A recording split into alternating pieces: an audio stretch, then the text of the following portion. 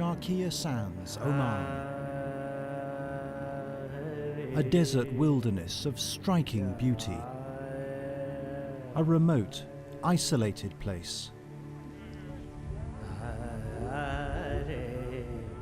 But among these shifting dunes, a remarkable project is bringing together young people to build understanding between the Arab world and Europe.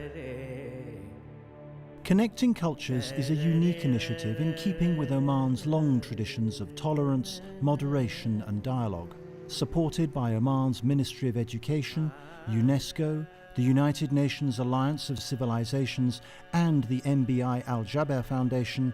It takes an innovative approach to intercultural dialogue.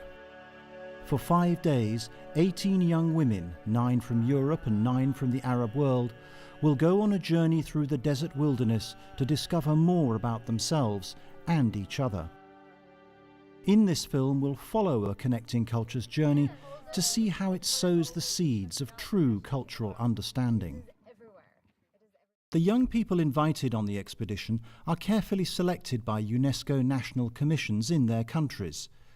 The panels look for young people who will one day be opinion formers. Noor Al-Hashmi from Oman is 18 years old. Connecting cultures is something that excites me because ever since 9/11, everybody's been understanding as Islam is terrorist. Islam is bad, it's evil, it's anger, it's all that. Actually, it's all the opposite, and that's what I hope to show the people who are participating with us. Safia Dabiskali from London is 23 years old. I feel that I can learn a lot from this expedition about Arab girls that live in a completely Arab environment, and I'm sure that they'll be very educated and cultured young ladies, but it would be still very interesting to meet people who've grown up completely in an Arab culture and not really kind of had the cross-cultural experience to the same extent that I have or other young ladies have had. Safia and the other young women fly in from round the world to Muscat International Airport. Then it's onto a coach for a long journey that takes them out of the capital towards the desert interior. From the first moment, conversations begin, friendships grow.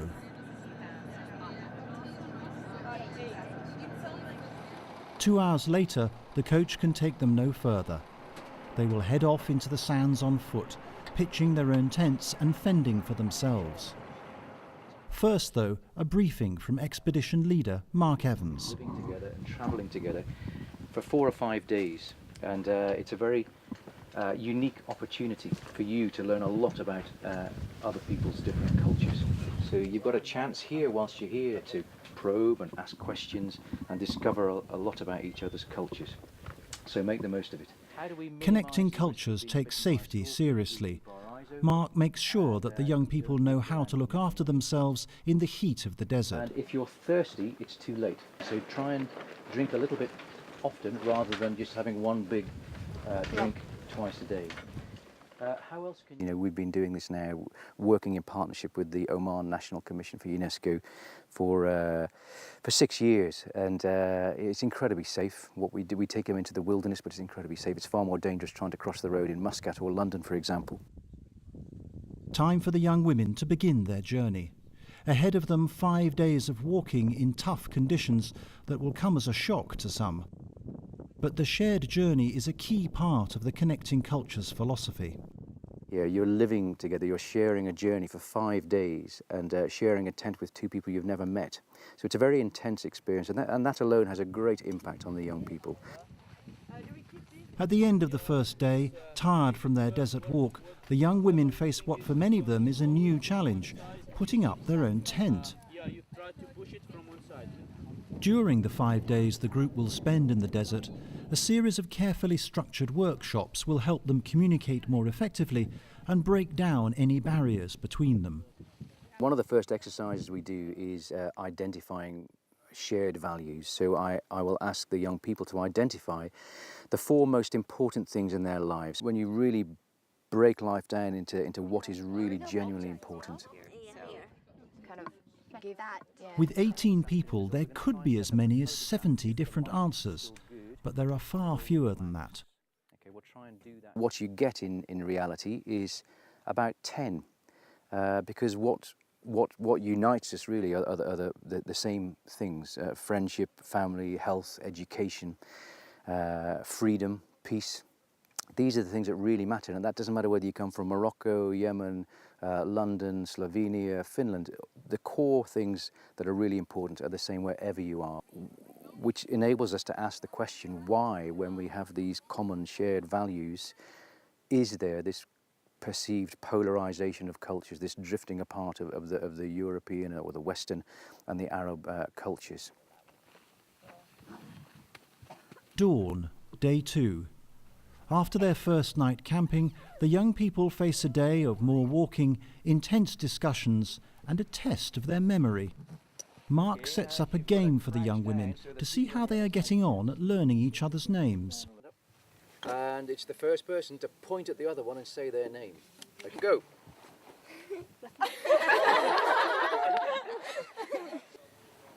Sophia. Oh, no. I think you were first. You were first. Ragad. 4-3. Time to begin walking again, but today help is at hand. 4 camels have joined the party, another new experience to share. I'm wordless. Totally speechless. None of us have ever ridden a camel before, so this shall be interesting. Oh my god. Sorry. Whoa.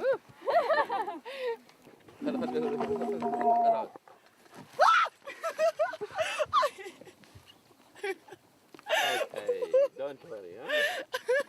Messed up.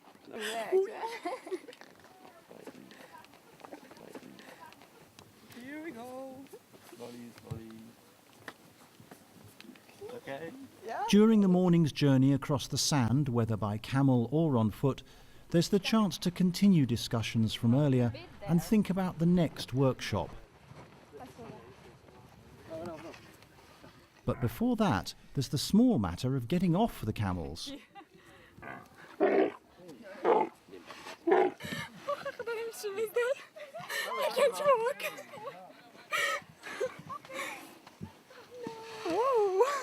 Her camel was tied to my one, and it was a bit addicted to my leg. It kept rubbing itself on my leg, so I feel like I'm one of the herd now. So the journey provides the opportunity for them to sort of have more of a one-to-one discussion, whereas at the lunch times we have a sort of collective debate where we can hear other people's opinions and values and attitudes. Resting in the shade, the young women are offered traditional refreshments before the workshop begins. This halwa, Omani halwa. Enjoy it. Sticky, but it's not like this. What happened to the red? Just pick it up. الصفرة My word. It tastes funny. It's really sweet, and I really smell smoke, like somebody just smoked it on a fireplace or something. It's interesting. It's okay. You want me to say Go to each group and each Mark challenges the young women to divide into groups and come up with definitions of what culture means to them. And we'll invite, after 30 minutes, each group to tell us what was their statement that they think defines the term culture. I think we should include religion as well, especially in our culture. Our understanding of family is much more, yeah. Starting, well, it differs between Europe as well. I mean, I'm shaping my future according to my culture, according to my beliefs. I think from a personal point of view, as an individual, obviously your culture is going to shape that. But if we're looking at the culture of a country or a group, I think people normally look at the present and what's happening now. So culture identifies who we are. It embraces our material and mental heritage. Whilst culture may be specific, it can also be shared throughout humanity, as evidenced by our common values. It can cross boundaries, therefore it's changeable. The aim of the sessions is to build the trust and the confidence amongst the young people to take what are initially quite limited discussions and open the discussions up into a more sort of into more sensitive and perhaps contentious issues which initially a lot of people will feel fairly reluctant to engage in because they don't know the people that they're sitting with. To help them get to know each other better, the young women take turns to talk about their countries and how others may have misconceptions about them. And I've been asked since I got here about the political situation there, because maybe it's not that political stable. You can live, you have a normal life. Last 4 years we had some problems, but I think that the special thing with the Lebanese people is that they just get over things very, very quickly. Could be that some people also think that there's still racism, but it's like we are very multicultural in Germany. We have many cultures living together, and I think racism is nearly gone, and that's what I'm really happy about, because my father comes from Turkey. Misconception is that we have so many, unstable situation in Egypt because of the Muslims and Christians, which we really don't. We live in peace like thousands of years ago. We live with each other like in the same building. We go to the same schools and do the same jobs and everything. So we're pretty much mixed together. We're not so separated. The discussion becomes more intense. Iman Bali from Morocco speaks out against the way she believes other Arab states look down on her country, and in particular on the way Arabic is spoken there. We all speak Arabic, but if in Middle East did but not have not the same dialect. It's No, very hard. we all speak the general Arabic. Fusha, we all speak Fusha. Safia, who has a Moroccan father, joins in. When you speak Fusha, And we in our understand, channel, but there's when you Fusha. speak So- the dialect, But you're generalising don't as try if to you're a find, block and wear something completely different. Yeah, And at the end of the day, Egyptian Arabic is very different and difficult for us to stand compared to another Arabic.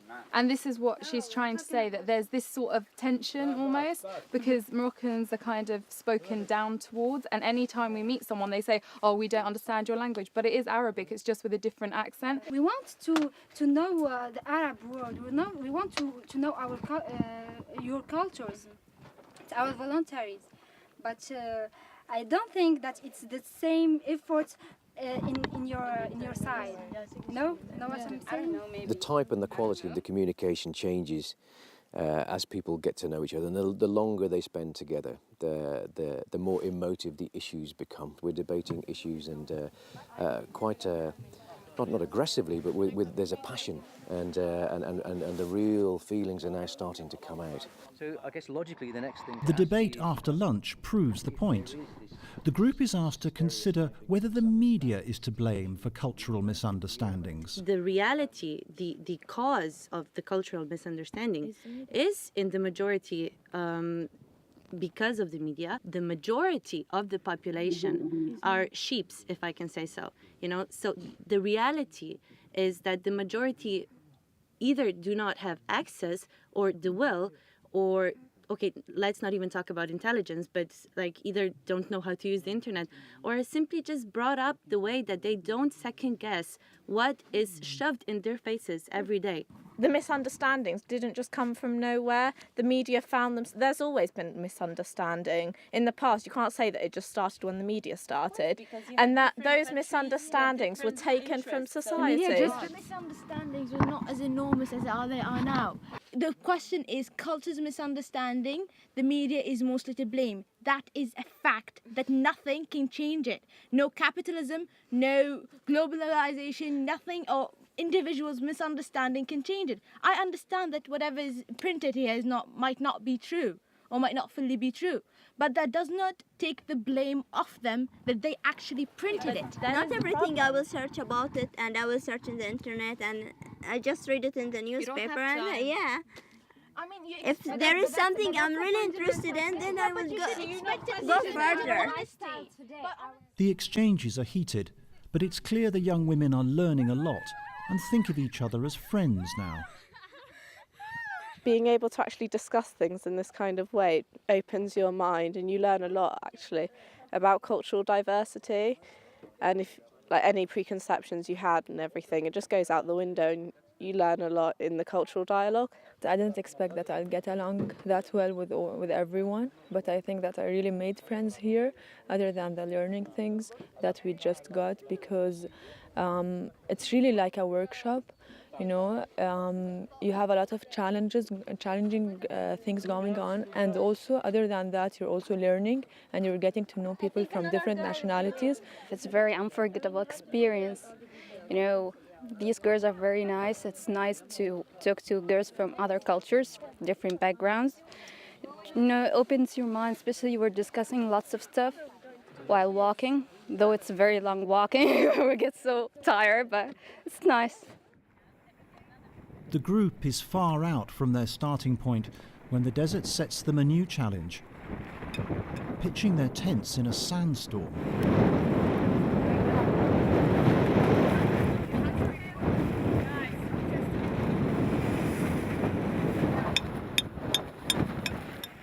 The emergency tents, which the Connecting Cultures team always carry, provide relief from the flying sand. Okay, and then just sit down on the edge of it.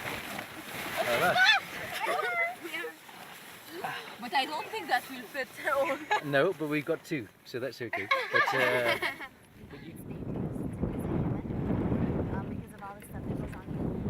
In the evening after dinner, the young people gather round a fire of desert brushwood to share their experiences. This is the inspiration for the logo of Connecting Cultures. People gathered round a fire to exchange news and views in an ancient, noble and powerful tradition.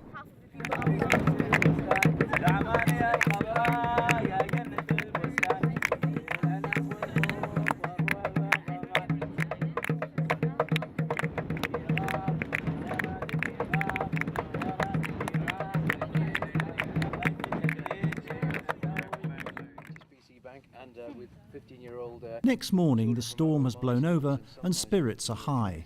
Mark has a new test for the group. Can they work together to lower a tent pole to the ground? It sounds easy. very lightly.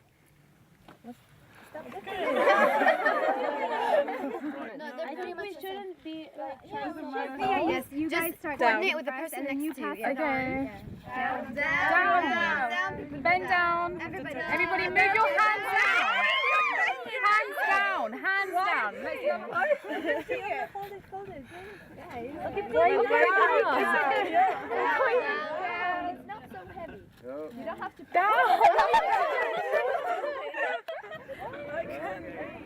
The young women are on their way back to base camp now. As they walk the final kilometres, they're all looking forward to a shower and a rest. Their journey is nearly over. But in another sense, it's just beginning. Connecting Cultures is a journey, and it's a journey of learning. But the journey doesn't stop when the Connecting Cultures experience ends. And Connecting Cultures will not work if these young people just keep this experience to themselves. What we want is these young people to go home, go and talk to their schools, colleges, universities, write stories in their university newsletter, and share this experience with as many people as possible, and ensure that as many people as possible do not have the stereotypical images of Europe or of the Arab world that many do. To help in that work, Connecting Cultures runs a unique website. Throughout their journey, the position of the young women has been tracked as they record their thoughts and feelings via satellite phone. Hi everyone, so it's the end of our first day out. The site also provides educational resources and a forum to debate cultural understanding. But at the heart of the Connecting Cultures philosophy is face-to-face dialogue and personal experience. There may be worse. Okay, And that's really something that is one of the main things here. You can't have that dialogue, that question and answer on an internet-based forum, and that's the joy of bringing people together face to face here in Oman. So with everyone back safely, what do the young women make of their desert adventure? This was my first time really sleeping in a tent, so it's been a bit extreme for me in a way. but on the other hand, it was like still really, really enjoyable. Like I've been camping before, but in a sandstorm, that's quite different. So I believe that was really, really challenging. In my tent, there were two girls from Arab countries, and I had the chance to talk to them. I had the chance to really be close to them and understand them. I cleared out some of my prejudices, and then people saw the Middle East in a different way through us, all of us Arab girls over here.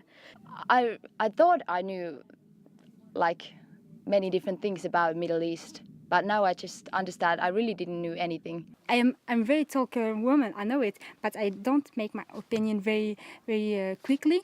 But in this experience, I was just like sharing my opinion with all the girls since the first night in the camp. You know, if everybody had the opportunity to have dialogue and meet the opposite, the other, then a lot of the kind of misunderstandings that we suffer from just wouldn't exist. As they prepare to leave, the young women pay tribute to each other and the way they tackled the challenges of their journey into the desert. But for some of them, one challenge remains.